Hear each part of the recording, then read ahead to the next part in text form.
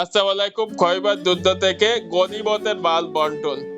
রাসূল কারীম সাল্লাল্লাহু আলাইহি ওয়াসাল্লামের ইচ্ছা ছিল ইহুদীদেরকে খাইবার থেকে পূর্ণরূপে উৎখাত করে দেওয়া, কিন্তু তারা রাসূল কারীম সাল্লাল্লাহু আলাইহি ওয়াসাল্লাম এর কাছে আবদার করল, মোহাম্মদ একটি বারের মতো আমাদেরকে এখানে থাকার সুযোগ দিন, আমরা এখানে ন্যায়সঙ্গত জীবনযাপন করব, আমরা এর দেখাশোনা করব, কেননা আপনাদের সে এর সম্পর্কে আমাদের পূর্ণ অবগতি রয়েছে। অপরদিকে রাসূল কারীম সাল্লাল্লাহু আলাইহি ওয়াসাল্লাম কিংবা সাহাবে কেরামের কাছে এমন কোন গোলাম ছিল না যারা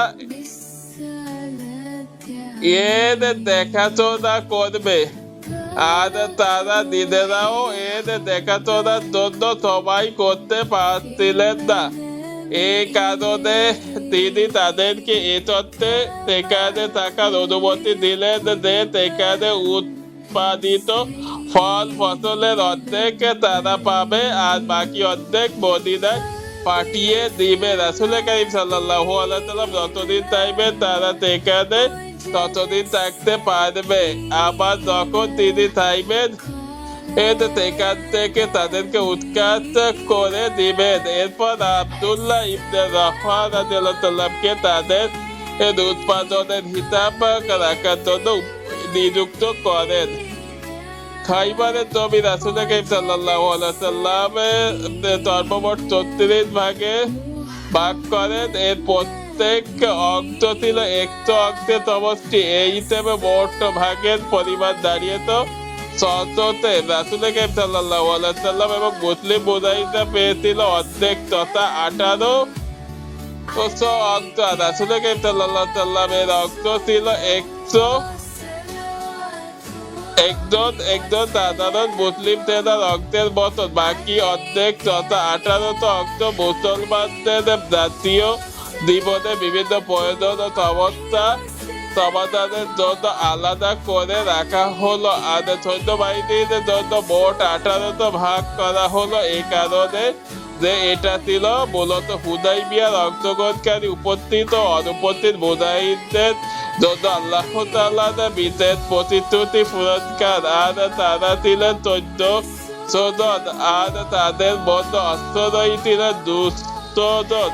প্রত্যেক অশ্বারোহীর জন্য দুভাগ, সুতরাং এতে প্রয়োজন হয় সর্বমোট ১৮০০ ভাগ। এতে অশ্বারোহী মুজাহিদরা পেলেন মোট ৩ অংশ আর পদাতিকরা পেলেন ১ অংশ।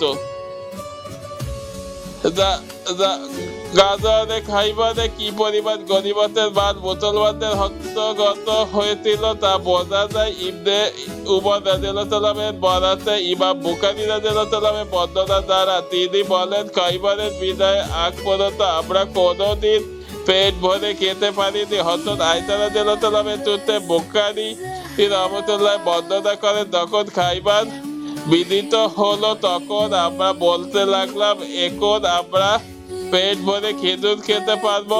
আর এই গাজারে খাইবার থেকে রাসূল কারীম সাল্লাল্লাহু আলাইহি ওয়াসাল্লাম মদিনায় ফিরে আসার পর মুজাহিদ সাহাবে কেরাম আনসারী সাহাবে কেরামকে তাদের ওই সকল খেজুর গাছ ফিরিয়ে দিয়েছিলেন যা তাদের ইতিপূর্বে তাদেরকে দিয়েছিলেন, কারণ ধন সম্পদ আর খেজুর গাছ রূপে তখন তাদের জীবনে সমৃদ্ধি ছায়া পড়তে শুরু করেছিল।